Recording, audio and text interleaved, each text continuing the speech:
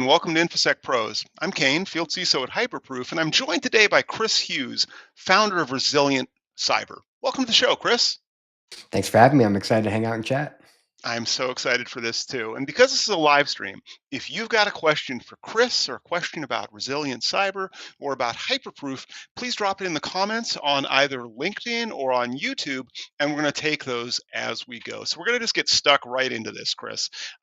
You've talked about organizations finding it economically efficient to externalize risks.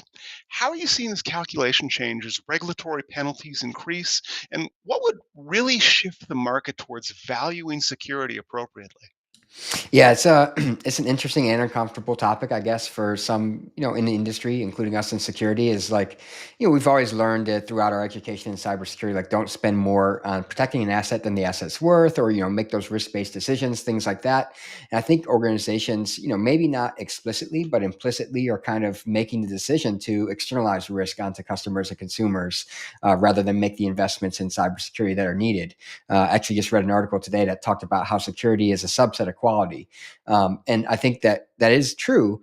But I think also what's happening here is like it's organizations are simply realizing like that, consumers and customers based on their purchasing patterns will continue to buy, subpar quality products, insecure products, basically.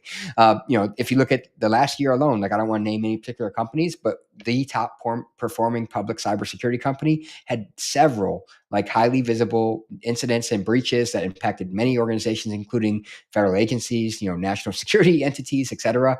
And they still did great in the market, the public, market, when you look at the markets and things like that, valuations and share prices, et cetera, profits and so on. So I think that people are just kind of implicitly making that decision rather than necessarily explicitly. And I think what would change it is either two things. One is going to be, the market forces of like changes in purchasing patterns from customers and consumers to say, hey, we want a quality, quote unquote, secure product. Assuming we can define the, what secure means necessarily. Everyone has a different opinion. And kind of voting with their wallet to say, I guess you'd say, right? Like kind of voting with their wallet and purchasing things based on, track record of security incidents or lack of security incidents, security rigor and, compliance certifications, things of that nature for what they're worth, or I should say, because I think it's both, the regulatory forces at play, whether it's financial consequences for data breaches and exposure of sensitive data, PII, PHI, you name it, that type of stuff, that would be sufficient enough to get the organization to say, hey, we actually, it would be more economically destructive, or damaging for us to have to pay these regulatory consequences. So we're going to invest accordingly in security. And then right now, I can't quantify all of this, but I think they're just making that decision. Like, hey, first off, we have no guarantee that we'll have an incident, right? It's a probability. If we do, it seems to be that we can continue on unimpeded and keep selling their product without necessarily fixing the deficiencies because customers keep buying it, and or regulatory forces aren't really penalizing us, severely enough that it warrants our attention. And that's a kind of very uncomfortable truth that I think is playing out.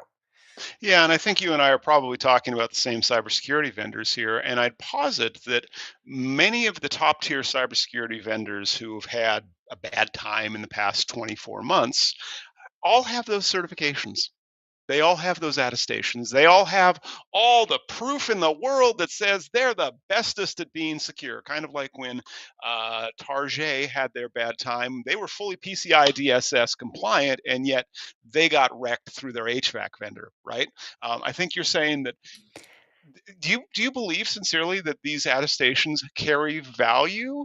Or is this just legal doing due diligence and saying, well, we checked the box, they checked the box, everybody's happy? I'm sure that some of the latter are happening, but honestly, I do believe they carry value. There was definitely points, I've been doing this a long time, like 20 years or so. There was points in my career where I got, the mantra of, compliance doesn't equal security. And I was out there screaming it and chanting with everyone else. And it felt good to say, but the reality is like compliance does equal security. It just doesn't, it doesn't equal the elimination of risk, right? Nothing does, as we know, unless you shut a system down, disconnect it entirely and don't do anything, which would grind operations and business, value to a halt. So I think it does equal security. It's just not the elimination of risk. And, anyone who's worked in large environments, complex environments knows when you go to your development team, your engineering team, your business peers, and try to get them to do something around cybersecurity, in the absence of a compliance requirement to point to, like saying it's not tied to SOC 2, HIPAA, high trust, NIST, et cetera, right? We have to do this for this or that reason. Getting them to take action is even harder. But if you have a compliance requirement that you can point to and say, hey, we have to do this for this reason, it's required by our compliance requirements. Usually that is a sufficient way to get people to kind of take some action and prioritize cybersecurity. So I've been saying, in some of the articles I've been writing, I've been kind of calling compliance the floor, not the ceiling, right? It's the baseline, it's not the ceiling. We should work to improve from there. But without that floor, we'd be in free fall, because imagine going around to your peers in the business and saying, hey, we need you to do this, and there's no compliance requirement whatsoever we can point to. We just want you to do it because it's good for risk mitigation or whatever. Good luck. Like, it'd probably be much more difficult than it is now. So it's almost like in a way, security is biting the hand that feeds us by dunking on compliance, because without compliance, our job would be much more difficult, I'd imagine. Yeah, that's fair. And you also brought up an interesting point about regulatory controls. And I hope you'd agree right now that we have a fragmented global portrait of regulation and regulatory controls. And even domestically within the United States, we have a variety of efforts, both at the federal level and at the state level, that are making this fairly complicated. I think that the EU, the European Union, through a lot of their extraterritorial regulation, is going to directly affect those US based and headquartered businesses that are providing cybersecurity solutions. How should they be approaching this? The minimum floor of compliance in light of, well, I mean, I think the EU even knows they're doing a thing, right? I hope they're not kidding when they say by November they're going to try and reduce the number of regulations that we all have to comply with. That seems ambitious, especially knowing the EU. But is that a reasonable framing, that companies are going to have to be able to approach all of these effectively at some level as a compliance initiative, or is there more there? No, I think it's super valid, and there's been efforts to either deregulate industries and kind of society more broadly, and there've been pushes, and I know we'll probably talk about this a little bit, of regulatory harmonization, quote unquote, as it's called, because industry is telling the governments around the world, like, hey, there is too much, it's conflicting, it's contradictory, it's cumbersome, it's costly, it's speeding, slowing down innovation, and there's a difference of opinion, and honestly, between the EU's approach versus the United States approach. Particularly in the current administration, there's been an executive order even on deregulation, right? It's a big priority. And even in the prior administration, there was an RFI from the Office of the National Cyber Director around regulatory harmonization, where the EU has kind of taken this approach of, we're going to be a regulatory superpower. Like, we're going to come out and we're really going to, you got NIST 2, Cyber Resilience Act, you can DORA, you go on and on. There's a lot. And it's a lot for, organizations to navigate. But it is tricky too, because in the absence of kind of overarching frameworks, we've seen this play out in the United States around privacy in particular. In the absence of a national kind of framework or requirement, you end up with this patchwork quilt of states all having different unique requirements, and then you have to navigate that as a vendor or a company in the industry, and that's incredibly challenging and problematic. So I think that's why we're seeing the rise of compliance and governance risk and compliance platforms, GRC platforms, and products that can help you kind of crosswalk between the different frameworks, see if you've met a control in one, are you meeting a control in the other, kind of cut down on that toil and that frustration of navigating the different compliance frameworks, because it's just a lot to do. It eats up a lot of your engineering and development time. Time you could be spent on core competencies, or developing new feature releases and working with customers, or tackling real security engineering and threats, for example. So it is a lot to navigate for organizations. Yeah, and it's the stuff that I don't think anybody who works in security really gets excited about doing audit-related activities. But the other thing, just going back to compliance, is I, like you, I read a lot of reports. I see IBM's now saying that average cost of a data breach is $4.9 million, which is up from $4.45 million last year, which was up from three and change before. It just number keeps on going up, and I'd argue the average cost of a data breach is still lower than implementing a comprehensive security program for a lot of organizations. If you add in staff time, if you add in litigation support, if you add in the things we have to do to offer everybody free credit monitoring or whatever thing you're doing, as well as actually fixing the controls. So beyond regulation, Chris, what market mechanics might actually correct that imbalance where companies start to value building a comprehensive security program more than just the cost of a data breach? Yeah, it's an interesting argument. Like you said, like the metric to us, like millions of dollars to average people like you and I, it's like that's a hell of a lot of money. Like we need to take this seriously. We need to make some changes.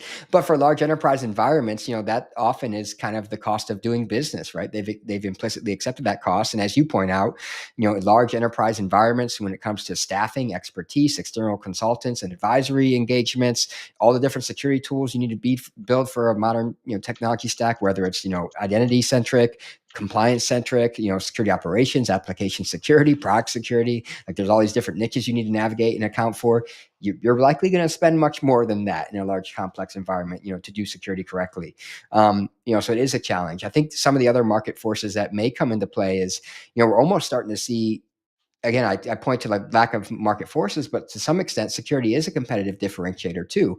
If you look at the security companies, in this space, a lot of them are rallying around, making your life easier, whether it's, zero CVE, base images, or helping you accelerate your timeline through compliance requirements, or, streamlining the aspects of security that we have to navigate that are so often so cumbersome and costly. It can be a competitive differentiator. Again, to the compliance requirement piece, like just navigating compliance is a challenge. So if you can get those compliance certifications in a more cost effective, streamlined manner, that could be a competitive differentiator. Or if you have a certain compliance certification and your competitor doesn't, that could be a competitive differentiator that may resonate with, especially as buyers. It is happening. It just takes time. Security is relatively immature to the broader software and technology space. It takes time. I think that buyers are slowly getting more aware, more educated, and more concerned with, the posture of their vendors, especially in the light of, software supply chain attacks, both against open source and, proprietary software vendors. So we're starting to have well-informed, security leaders and security teams on the other end of this, asking really pointed, difficult questions that can be tough to answer if you haven't, done your work internally. So it is happening. It's just takes time, and it's a rough, kind of journey to go through. Yeah, and something else that we're seeing as a related note, something I spend way more time than I probably ever expected I read law journals. And if you have insomnia, let me recommend some law journals for you. But I find them to be very interesting. And something that we've seen is this trend of class action lawsuits following data breaches. And yet, a lot of people who are security professionals will argue that a class action lawsuit is not enough financial incentive for prevention. So, what combination of legal or regulatory and market forces do you think is going to really address the systemic market failure we're seeing? Yeah, it's funny you mentioned the lawyer piece of it. There's an article, or it is actually like a publication in a journal, I think. I'm not entirely sure, but the kind of title is like the future of cybersecurity belongs to lawyers. It's something along those I lines. I'll try remember to that find it. article. Yeah, it's the one where I think 30% of cybersecurity programs report to CLO at this point, like a chief legal officer, which that's wild if you think Yeah. about it. That is also a condemnation of a lot of CISOs who have been running from a technology perspective exclusively. Yeah, it's starting to speak to the things we've been talking about, the rise of, legal ramifications and consequences for incidents, in ensuring that public disclosures and statements you make match up with, the nature of an incident, and you don't say too much or too little that can put you in a difficult, situation, that maybe you don't share too much information, and it can have a negative consequence. We may not share, like we see a lot of like ISACs, right? Information sharing, in the community among different industry verticals. Organizations may be reluctant to share much information if they think it can get them in some legal trouble, for example. That could be a problem, versus a robust community of information sharing around threats and incidents and TTPs and things of that nature. So yeah, it's an interesting question. I don't know if there's a perfect answer per se, but it really does come down to having that kind of cross interdisciplinary collaboration on the back end of legal, financial, cybersecurity, technology, in the organization navigating this, because it is not just a single dimensional thing anymore. It's very multifaceted. Yeah, and I want to take up that multifaceted nature, but because this is a live stream and because Chris and I are here live, we are not deep fakes. We can turn our heads sideways. Please, if you've got questions, drop them in the chat on either YouTube or on LinkedIn. I will bring those into our conversation. We've been talking about regulatory controls. I want to move to regulatory harmonization, Chris, because it's something you brought up earlier. And if I remember, you said the ONCD, the director of the was that Office of National Cyber, was working, I think, on regulatory harmonization, but the progress, it's been kind of slowish. I hope that's fair. Um, What approaches do you think would be more effective in reducing compliance burdens while still maintaining robust security standards?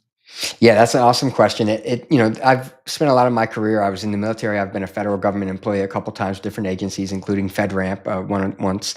And there's a phrase of the speed of government. It's kind of the phrase, and for that reason, government tends to move slow, including here in the United States. You mentioned the EU, but that's just the nature of large bureaucratic environments and policy making and things like that. It tends to take time. But there are opportunities here because it seems like every time the technology evolves, like right now with AI, for example, cloud and SaaS and mobile, and there's almost an acronym of YAF, I think it is, yet another framework, right? We come out with yet another framework, HIPAA, high trust, SOC 2, FedRAMP, NIST, CSF, DORA, NIST 2. Like it's like an alphabet soup of compliance regulatory frameworks you have to navigate. And I remember actually the cybersecurity executive order. Again, I'm not an expert with all these frameworks, but at the time I was doing a lot of work around cloud security here in the United States, and still do with federal governments and Department of Defense and things like that. And there was something in the cybersecurity executive order around regulatory harmonization, or at least reciprocity between frameworks when it comes to FedRAMP, for example, because a lot of the things that we're asking for in FedRAMP are often already reflected in things like cloud security alliances. I think it's STAR 2, if I remember right, or SOC 2, right? Or these other, compliance frameworks that are out there. And industry is saying, hey, we've already did this activity, right? We met it with this framework, but now you have to go kind of validate and test a test that you've met it with another framework, and have a third party in some cases attest to it on your behalf. So I think looking at the frameworks and looking at the requirements in there and seeing what is duplicative, what is overlapping, where can we reconcile some of these requirements, and maybe kind of collapse some of the frameworks and consolidate them to some extent, would have a massive benefit for industry and the community, and value for the industry as well in terms of cost savings and efficiency. And then on the buyer side of this, like being able to help organizations get faster access to technology, because you don't have so many frameworks and so many hurdles and so many procurement kind of cumbersome things you have to jump through hoops when it comes to compliance requirements, would also be a benefit for the buyer, not just the seller. Yeah, and you're raising a really interesting point there, Chris, around regulatory these efforts to deconflict. I'm thinking of two specifically. One is CMMC, the Cybersecurity Model Maturity Certification. I think I got that right, and CMMC, and the initiative to have reciprocity with FedRAMP, I think, was one of them. And then there's also, as I mentioned earlier, the move in the European Union where they've realized they may have even gone a little too far. Sure hope they do. Brussels, if you're listening, I know it's a weird time right there. Please stop with the regulations. Give us all a minute to breathe. Um, but what I don't think we're going to see ultimately is going to be for global businesses, that's not going to change. I don't think we're going to see something that says, oh, yeah, let's pick on GDPR. They have the concept of equivalency, right? Under GDPR, you can have an equivalency determination made that says, this is probably fine. We can still do business under that privacy regime. I don't think we're going to see that for cybersecurity ones, though. Do you? Do you think we're going to see anything where the European Union and the United States agree to shake hands and say, It hey, other than standard contractual controls, we're going to shake hands and say, if you've got FedRAMP, it's good enough? No, I don't see that, and it's funny because cybersecurity has always there's been a great book of the fifth domain of war, and things like that, right? We've realized that cyber is kind of part of modern conflicts in the digital realm, and increasingly the physical realm too. And I think we're starting to see the politicalization of cybersecurity to some extent, like the bifurcation between geopolitical organizations like the United States and the EU, for example. We have very strong differences of opinion when it comes to how to approach some of these topics of privacy and compliance and cybersecurity and things like that. And no perspective may be right or wrong. Obviously, it depends on each of our proclivities and what we believe in and think and things like that. But I think we are seeing them move further apart, not closer together. So the global community it's going to be difficult, especially when you look at the fact that most large organizations operate in this globalization kind of economy where you're doing business in the EU, you're doing business in the United States.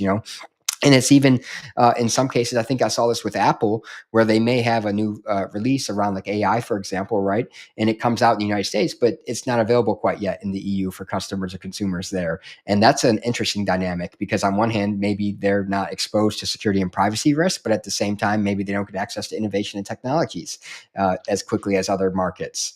But you Go also ahead. raised an interesting point there because Apple also said, well, UK, you've asked us to backdoor our advanced protection, so we're just going to yank that. You can't have that. Um, I, is that a failure of imagination on the part of a government of recognizing like potential knock-on effects where this initiative to regulate or to cause additional cost of doing business on enterprises is going to cause service differentiation that might actually reduce privacy and security for consumers or for businesses? I think so. Again, back to the concept of security as a subset of quality, right? We know it costs resources to make quality products and services. If you know, if I'm kind of impeding that, I may have actually less secure, capable services and software available to me as a consumer. And it's really interesting, like not to get philosophical, but these decisions have like economic prosperity and national security risks, even because technology again underpins everything from critical infrastructure to national security. Right, we're seeing that over and over now, especially in recent conflicts. So if you're doing things that are impeding, economic prosperity, right, the ability for industry to flourish and grow in your region, like your economy, as well as like access to innovative technologies from a national security perspective, those are some big decisions you're making that have strong consequences for better or worse. Like you could have a complete lack of security, and that's not great. We know that. But if you're too heavy-handed and cumbersome with the requirements, like you could also impede innovative technologies and economic flourishing. So it's a very interesting time that we're living in. Yeah, yeah, you're absolutely right on that one. And I want to, geez, I want to one more on this topic, just on our friends over in China, because I used to be in manufacturing, and they're a really interesting place where you've got manufacturing capability if you're in the manufacturing space. Um, they are simultaneously being denied access to advanced chipsets, yet they managed to pull out DeepSeek, which that is their whole thing, where they just built it out of what they had. Is this lack of of sharing of advanced technologies going to potentially result in a balkanization of tech stacks? Because we've seen China trying to build Red Star Linux. I think that's what they're calling it these days. I know that the EU is trying to reinvest in building local data centers and local cloud as opposed to using a multinational cloud, a standard one. Again, because of this fear of communications intercept or other, government spooky things. Is that going to cause a balkanization in our tech stacks where we ultimately lose interoperability and all end up in our respective walled gardens? Because from a positive note, I could see like if I was at Cybercom and I had targeting and I was on Shell on a system, it was Red Star Linux, like easy day. You don't have to have any conversation about VEP at that point. You can just go, ah, this one looks like a fair game target. Is that going to be a positive? And what's the negative there of balkanization? Yeah, it's a very interesting question because I believe it's like yes and yes. Like on one hand, you could have this, we've seen a lot of like a push in the federal government and Department of Defense space to get technologies from China, for example, away from critical infrastructure and national security environments, military bases, right, where it's been pretty pervasive. But to your point, I think when you try to restrict like the chips in this example, like what they say is necessity is the mother of innovation, right? If you try to constrict something and impede something, it makes them get creative, and they found a way to make a smaller, faster, more efficient model with much less capital, for example, or less stronger chips, for example, than we've done here in the United States. So we're actually kind of forcing a pure adversary to innovate, and that could go wrong if they have a lot of success, which they seem to be doing some promising things. So it's a very interesting thing, and I also think of it in the sense that a little bit off track of the technology, but you're starting to see like shell companies and it get funneled in through other countries and things like that. And it's kind of like shadow IT, right? Like in the enterprise sense, we try to restrict something, it's like water. It always finds its way in. Like we try to block AI or whatever, it's going to find a way in. We'll just find out about it much later, and then security's kind of playing catch up. I think we'll see that play out in the geopolitical sense, where we may be able to have some impact in terms of slowing things down and blocking, restricting, and so on. But they're going to get innovative, both in the technology sense of how they create these technologies, and then also in the supply chain sense of how they get access to them. So it's yeah, it's very dynamic and challenging problem to kind of confront. I think the future ideal state would be like collaboration between nations in a positive sense, but as we know, like that's easier said than done as well. I think that's fair. And I think just to finish out the conversation on geopolitical risks, I'm thinking of a case where I want to say it was Ericsson. I used to be in telecom, and they used to be a telecom company before they got bought. They allegedly, and here's the key phrase right there, allegedly paid bribes to ISIS to move their telecom gear through ISIS controlled territories. And they had a massive amount of blowback as a consequence of that allegation. And where I look at that is that comes down to a legal and compliance issue. And we're talking about security. So let's tie this in with security now, right? So we've got legal consequences, we've got reputational consequences. We're seeing these consequences from security failures that may be real, or they may be just a narrative that we've lost, where we are no longer in charge of our own story. How should we be thinking about the relationship between legal and security teams? And have you seen any best practices for effective collaboration beyond just like, hey, let's put the CLO, the chief legal officer, in charge because that's better? Yeah, I think it's I don't know that last approach that you mentioned is ideal. I think it's come with ceding control over cybersecurity right to the legal team, who may not have obviously their expertise in their own domain, but they don't have expertise in cybersecurity and some of the technologies and the nuances there. I think it's from what I've seen in large organizations, that's much more effective. Is again that collaborative relationship. We've often heard like cybersecurity wants a seat at the table. We need to be speaking the language of the business, and those kind of phrases when it comes to interacting with our fellow C-suite and even the board. The same thing applies here with chief counsel and legal teams, having that productive conversation with them, saying here's the technologies we're using, here's the things that we're working on, getting their perspective of the potential legal ramifications and things like that, and then also having them weigh in with their perspective so they feel they're part of the conversation. That always goes much further than having a kind of a hostile confrontational relationship in the organization, whether it's legal in cyber or cyber in any other domain, right? So again, I think that's why we're seeing the future security leader look much different than of the past. Like it's not that these technical skills aren't relevant. Actually, George Kurtz, the CrowdStrike CEO, just gave a really awesome talk at RSA on like kind of, positioning yourself for board seats in the cybersecurity leadership of the future. And he talks about this interdisciplinary skill set you need to have of the language of the business, understanding financial documents and how to read them, understanding core competencies of the business perspective, but also having that deep, cyber expertise. And it's a steep demand, right? Like that's a lot of unique skill sets in one individual. But that's what makes some of these leaders, we have at some of these organizations so amazing, is that they can bring together, that diverse skill set and be effective. My guest today is Chris Hughes, founder of Resilient Cyber. This is a live stream, so if you're listening and you have a question for Chris that's maybe not about one of these big topics, I know, Chris, you and I both talk about niche topics as well, not just geopolitical and economic and legal matters. So if you've got a question for Chris and you're on our YouTube live stream, or if you're on LinkedIn and maybe also watching the YouTube live stream, which I hear is working, please do drop those in the chat. We will take those live. Chris, I want to talk about quantifying cybersecurity risk, because this is something I've been talking around the country with ISC2, IEEE Computer Society, ISOC, literally anybody who will listen, that cybersecurity risk, we are not framing it correctly, my personal opinion here, in terms that executives and boards can use to actually make effective decisions. So, what approaches are you finding that are most effective in translating technical vulnerabilities or business or technical risks into the risk of executives? Yeah, that's an awesome question. I think it's a space that's really evolving in cybersecurity still.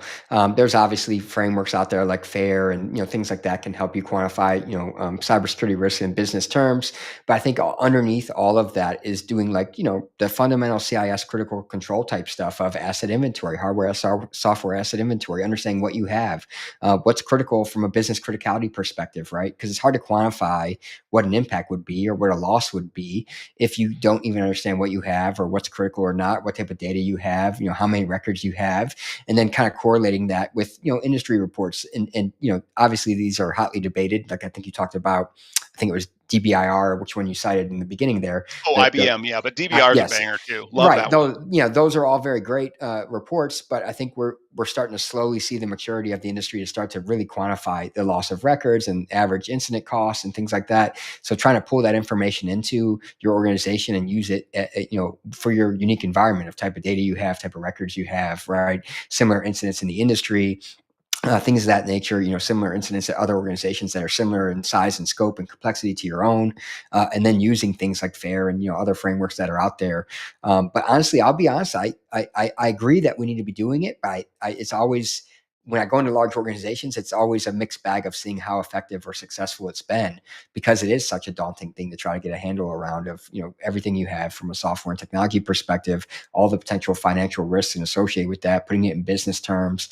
But it definitely makes sense that speaking the business language of dollars and cents is the best way to communicate that. And often it can help you, if you're trying to get investments, right? We talked about investing in security in the earlier part of the conversation of saying, hey, we want X amount of investment for a cybersecurity budget because we want to mitigate these risks that would cost this much. That's a much more effective way to kind of communicate it than just we got to do this because it's critical or these are high, like those kind of objective or subjective, I'm sorry, terminologies we apply to risks in cybersecurity, or color codes, right? Like yellow, I know like Doug Hubbard and Rich Searonson and those guys, like they will take you to task for for still using those kind of approaches to cybersecurity risk. But now, isn't that a perpetuation of the narrative of fear, uncertainty, and doubt of doing? I hope I'm not mischaracterizing it, but what you just talked about was talking about the negative effects of a cybersecurity breach, of record cost, of loss prevention, your typical ALE formula. Is there a story here that CISO should be telling about business enablement, about being able to, I don't know, let's say you're at a healthcare organization and you want to develop better healthcare tracking through devices like this, right? You need a certain degree of cybersecurity. Otherwise, you are taking on a substantial amount of risk there. Is there a narrative? Is there a story CISO should be telling about proactive business investment, helping companies to develop innovative lines of business? Or is this purely about avoidance? No, I think you're spot on. Like I think security needs to shift entirely as a paradigm. Is we've been that office of no, we've been the kind of the FUD of fear, uncertainty, and doubt of here's all the things that can go wrong. And I was actually writing an article a couple weeks back where I talked about the crossing of the chasm. If you've heard of that, like early adopters, innovators, late adopters, laggards. Like security almost always is a late adopter and a laggard because we're sitting back thinking about what could go wrong. What if this gets exploited? What if all these things that we're thinking about, all the risks, and these are valid things to think about. But while we're doing that, like the business, the engineering team, the developers, they're off being early adopters and innovators and experimenting with emerging technologies. They're doing the same with AI, like they did with cloud and mobile and SaaS and like previous technological waves. And I think security needs to break that paradigm and kind of reverse across the chasm to being an early adopter and innovator with AI. And again, to your point, helping the business, be an early pioneer and exploratory partner with these technologies. Because if we don't, we kind of joked about shadow IT a little bit ago. If we don't, like they're going to go on, they're going to use these technologies without us. We'll just be late to the, late to the game, late to the party, and then perpetuate that bolted on rather than built-in security model that we all know so well. And that's a technical thing, but it's also a relationship thing. If they get the perspective that, hey, these guys are going to say no, they're going to shut everything down. They're not going to work with us, right? They're going to have a long list of things we can't do. They're not going to work with you, and it's just going to kind of bolster those silos between security and the rest of the organization.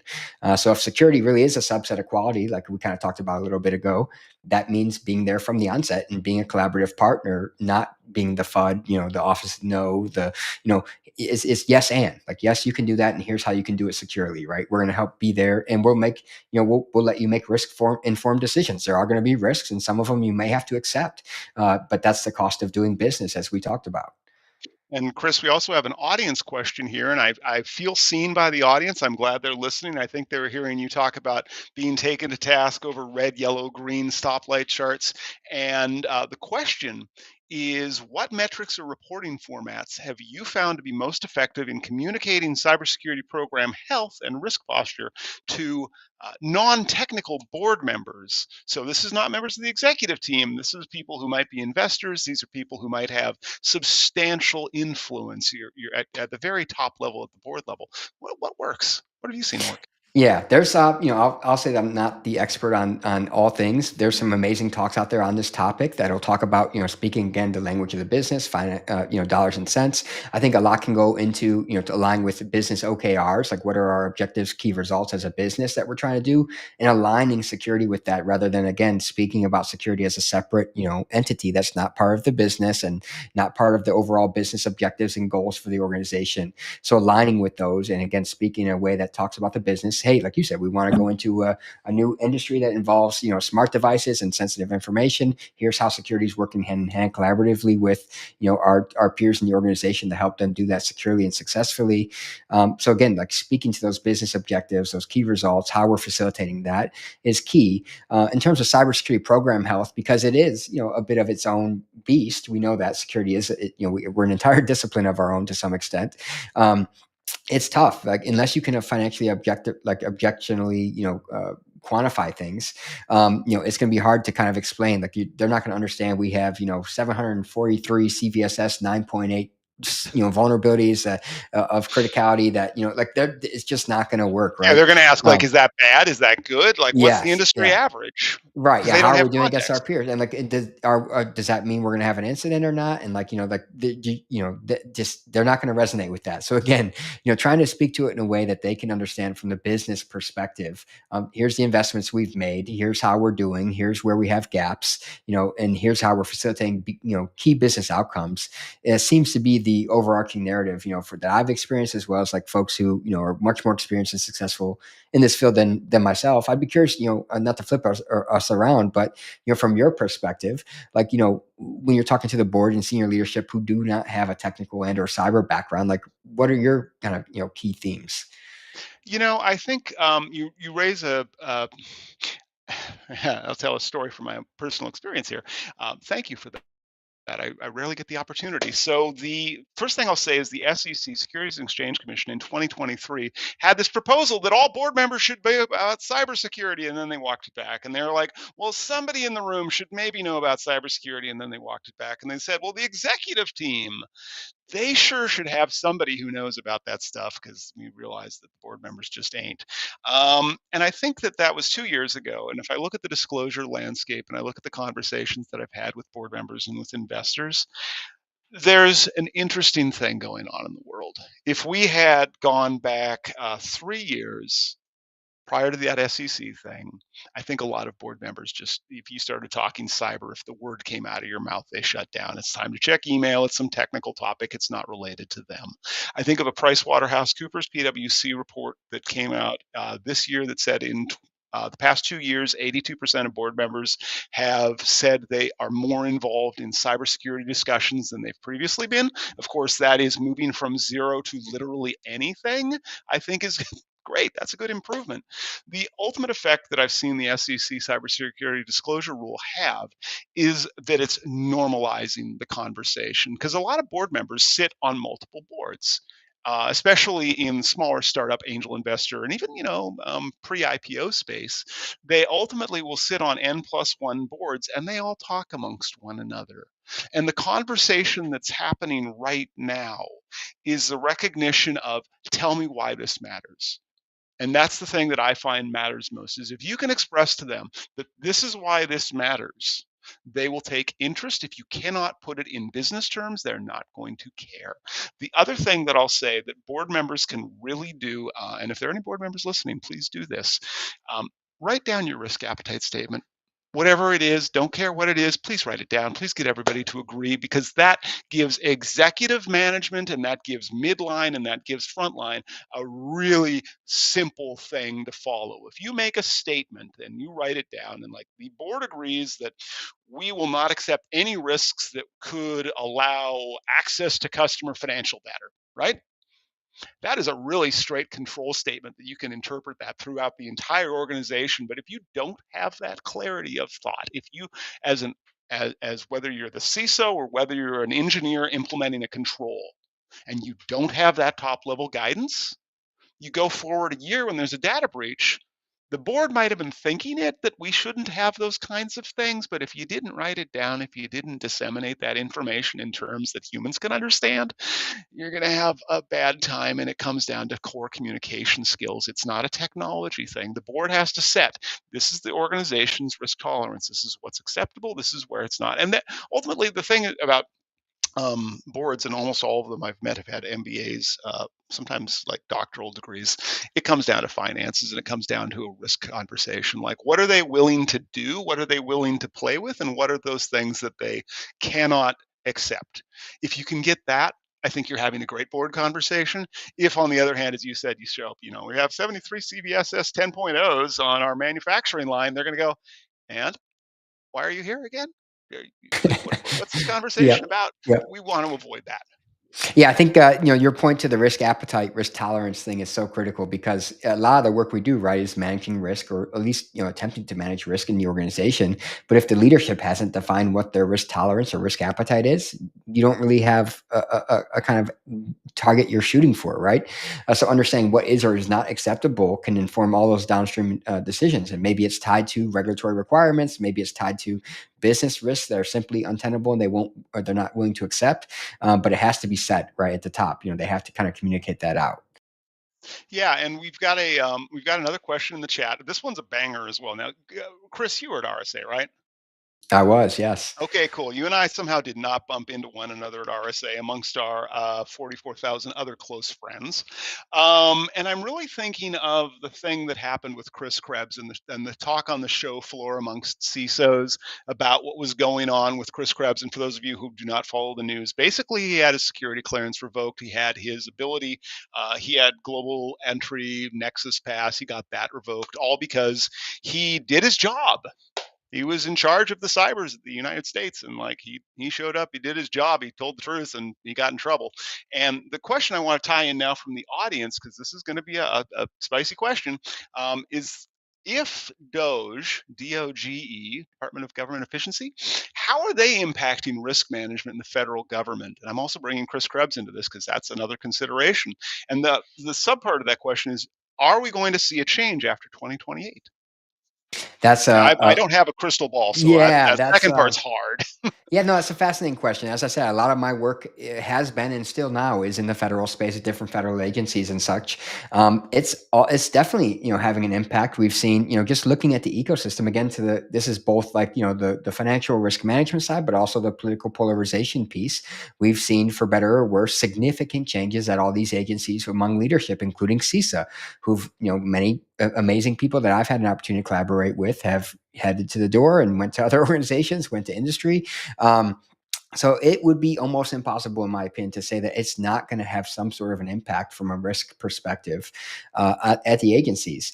But again, it's kind of in line with our whole conversation. We've been talking about implicit or explicitly accepting risks from a cybersecurity perspective, right? Coupled with financial risks and other decisions that the business has to make.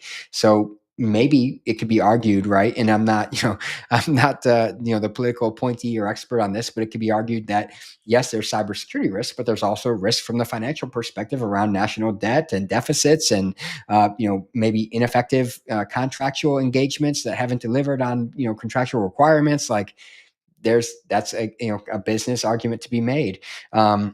So that is very, as you said, that is a spicy meatball of a It's a question. spicy. It is, Yeah. and I also want to raise a question here.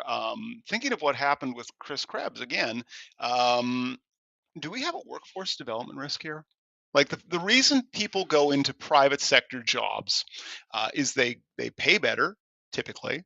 They might not be as stable as government jobs have historically been, but they pay better, and you have less personal liability. Um, Whereas in the federal space, typically I've met a lot of folks who are veterans who go in because it's just a natural continuation of their career. They already understand the space, they've worked within it, they think that that's normal. With this change, is there a risk that we're going to start losing the ability to attract the best and brightest to go work at organizations like NIST or like CISA that could potentially force other entities like the EU, who just stood up their own CVE system, right? Turns out they had one all along. They just said, hey, look, we've got this too. Are we going to see that as being a larger risk globally, or at least nationally, I should say, where people might not want to go to work for the federal government? I think yes and no. Again, it's like it really depends on your perspective. Like on one hand, I'll play devil's advocate from both perspectives. On one hand, you could say, hey, like this is it's going to lead to, because I've spent a lot of time in, like I said, in uniform as a federal civilian a couple of times. Government always has a hard time attracting and retaining technical talent, including in cybersecurity. And if you take away some of those, kind of benefits, which is stability, long-term stability, some of the benefits of being in government work, that is makes it less appealing, right, to many folks. But at the same time, I could see it being argued from some perspectives, like, hey, they're doing some more innovative things, they're removing some requirements, they're deregulating, they're allowing technologies to come into the federal ecosystem faster. Maybe that will draw some people in. It really probably depends, I'd argue, on your political perspective to some extent, in terms of if you think things are good or bad or the impact they're going to have. But I think just to the broader sense of the stability of the workforce, of coming into the federal government, knowing where things are headed, kind of having because the government tends to think in like, not 6 months, they're thinking in years and decades of timelines. Like they have very strategic approaches in many cases. It's inevitable. I think it's going to cause some to have, take some cause for concern and some reluctance. And when you have appealing, commercial sector opportunities, maybe that's a more viable path or a more appealing path, especially in the increased uncertainty that we're seeing now. But is that true? I mean, it's something that we've seen happen over the past 5 years is an increase in personal liability for executives in severe security incidents. And, if you think of what happened with SolarWinds, right? Thankfully, that's finally been litigated, and there's not going to be a finding of personal liability. But boy, that was spooky for a while there. And we've seen the thing with Joe Sullivan at Uber. We've seen other CISOs. I think that George might have a bad time at CrowdStrike, and that wasn't even a freaking breach. That was just they had a bad update, right? How does that change the narrative? How's that changing the conversations in the boardroom around executive liability? And what should security leaders, those of us who are in that space, what should we do to make sure that our boards are being properly informed about material risks? Yeah, that's well, actually, I thought you were going somewhere else with that. Else with that question was, the personal liability of CISOs and security leaders. I've seen, there's been the rise of an organization. I think it's called the Professional Association of CISOs. I can't remember if that's exactly what it's called, but there's formal organization out there for CISOs to now join. There's been a huge uptick in terms of personal liability protection, and insurance, protection for CISOs and security leaders within an organization. I think many security leaders are now asking the organization, like, hey, if X, Y, and Z happens, how am I potentially impacted and or protected? Like what am I kind of facing here? And it may be giving some security leaders pause to be put in that position, and think that they did the right thing. They raised concerns, or they brought risk to leadership. And again, I think this is also involving the explicit versus implicit risk acceptance pieces. Like if the risk acceptance wasn't explicitly accepted, it could be argued like, hey, the CISO didn't do their job. But if it was, you can say, hey, look, I brought this to people's attention. They explicitly signed off on this risk. Like they knew this, they were well aware of this. So I think there's some nuances there, but I think, yeah, like this is a broader conversation in the CISO and cybersecurity community, in terms of like, professional liability, right, for security leaders, and as you said, board members, directors, CEOs, et cetera, when it comes to cybersecurity incidents. And I think it's still evolving. Honestly, I don't think we've figured this out quite yet as an industry. No, I don't think we have. Even though we've had CISOs for 40 years now, I think you're right in that there's no determination yet of what is normal. I do think, though, that there's a recognition, at least, that it'd be favored if we all got treated like other executives. Although it's funny, you think about that thing with the Securities and Exchange Commission, right?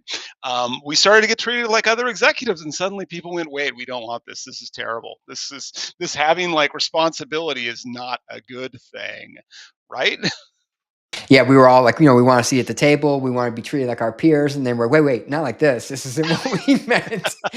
So it's like you got to take the good and the bad. You got to take the good and the bad.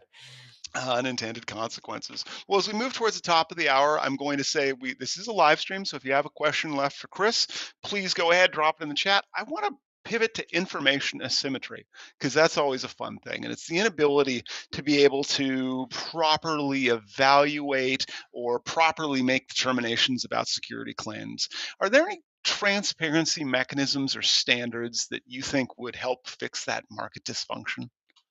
I think that so this is an interesting one because and there's actually again another plug for another paper. There was a paper, I think it was cybersecurity as a market for it wasn't lemons, it was silver bullets, and it was framed in the context that the information asymmetry it exists between both the seller and the buyer. Like in the in the case of a lemon, right? The seller knows what they're selling, right? They know that it's a lemon. In the case of cybersecurity, we really don't know the effectiveness of many of these products. Even the people selling them don't necessarily know the effectiveness of some of the products. So like there's an information asymmetry where both parties are kind of lacking this detailed information.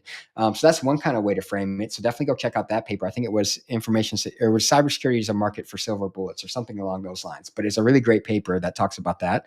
And then in the case of, we talked a bit about DOD and CMMC and AHR 171 and things like that.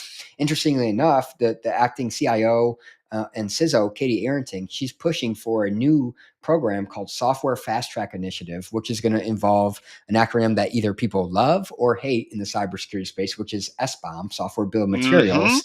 And Mm-hmm. she's pushing for, no longer is it sufficient to just tell me you're doing X, Y, and Z and do a bunch of checklists and compliance requirements. I want to see an SBOM. I want to see what's in your product, right? What dependencies, what libraries, what vulnerabilities are tied to those dependencies, things like that. And I think that artifacts like that can show you, you're not just telling me what you're doing, right? And I'm just trusting you or a third party audits you or whatever. You're showing me the output of your product and what's in it, right? From a security perspective, that can address that information or asymmetry to some extent. And I think that's kind of the push the DoD is making with this new program is like, no longer is it sufficient to just tell me you're doing these things. I want to see it. Like, just Yeah, show me the and SBOM. and Katie Arrington, and it's funny, she was in charge of DoD's like Mm. CMMC program, and then she wasn't, and now she's back, and she is um, uh, her hot takes are a lot of fun to read. I think that she Yes. called the current RMF, the current risk management framework, stupid, and the reason why is that it's a static point in time evaluation, and it doesn't, as you say, include supply chain.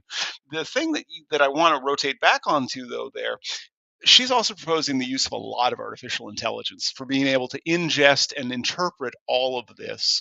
And I think that it closes I wrote that up about a month ago. So I think it probably closes by summer. Is that going to be a good thing, having a whole bunch of artificial intelligence, which we know can sometimes just full on make stuff up? Yep. Is that a Yeah. reasonable control in the DoD space to make sure that our warfighters and their data are adequately protected? Or does there need to be a human in the loop evaluating the adequacy and sufficiency of those risk determinations? Yeah, you kind of headed this whole conversation off talking about, resilient cyber. Again, I have a site and a Substack. I do a lot of writing. I broke down Swift, the Software Fast Track Initiative there. And a couple things I want to say. First off, like RMF, I've done a ton of RMF and ATOs and stuff in the federal and the DoD space, and for better or worse, right? And it is a snapshot in time, the way we've historically done it due to, lack of APIs, automation, cloud, et cetera. But an SBOM could be argued, and I talk about this in the article, it is also a snapshot in time at the time of a particular version of a particular product, right? So how do you dynamically in real time for every single version update, every library change, every dependency change, monitor those SBOMs for every vendor that the entire Department of Defense who spends, potentially $1 trillion this coming fiscal year, that's going to be also a challenge. And if you don't, you've just shifted from one kind of point snapshot in time assessment to another, right? You're doing it a little bit differently with an SBOM rather than an RMF, but it's still a snapshot in time. So that's an interesting thing to see. So I'm curious to see how they navigate that, how the process matures and formalizes. And then to your point about AI, of course, it's like it's a non-deterministic technology that hallucinates and things like that, things of that nature. Maybe it can speed up the analysis, but I don't know that it should be fully autonomous because who's going to go validate? Like maybe it made up a dependency. Maybe it didn't actually fully analyze the things that were in the SBOM. Maybe it didn't accurately, kind of analyze the risks of the dependencies and libraries that were in there and the vulnerabilities and there's an entire discussion to be had about, not, I know we're almost out of time here, but not only does it have a vulnerability, but is it known to be exploited? Is it reachable? Is it likely to be exploited, like EPSS and so on? Like there's a lot of nuance in there too. So it's going to be interesting to see that program evolve. And, I think that there's potential for AI to have a lot of value, but I don't know that we should just say, hey, throw the SBOM and, the AI tool, tell us what comes out of it, and let's call it a day when it comes to the Department of Defense and national security systems either. Yeah, I completely agree. There is a lot more we could go into, Chris. If people want to follow you, if people want to hear more about you, I know you said you have a Substack. Can you please provide our viewers some information about how to find you? Yeah, I'm super active on LinkedIn at Resilient Cyber. Chris Hughes on there, and then I have a site, like I said, a Substack called Resilient Cyber. It can be found at either resilientcyber.io or resilientcyber.substack.com. And I host, a weekly kind of podcast on LinkedIn and YouTube and the podcast outlets. I'm always excited to chat about these things, all kinds of topics. Like you, I'm always reading and listening and learning, and always enjoy having conversations with people. So yeah, definitely give me a reach out on any of those platforms or any of those formats. Fantastic. Well, I want to thank you again for being on the show today, Chris. And if you're watching this and you know somebody who we should have on the show, or alternatively, you're that person, you should be on the show, drop a note on the comments or DM me or email me directly. With that, Chris, I really want to thank you again for joining us and thank our audience again for tuning in today's live stream. Yeah, thank you so much for having me. I'm hoping folks found it interesting and appreciate everyone who joined us.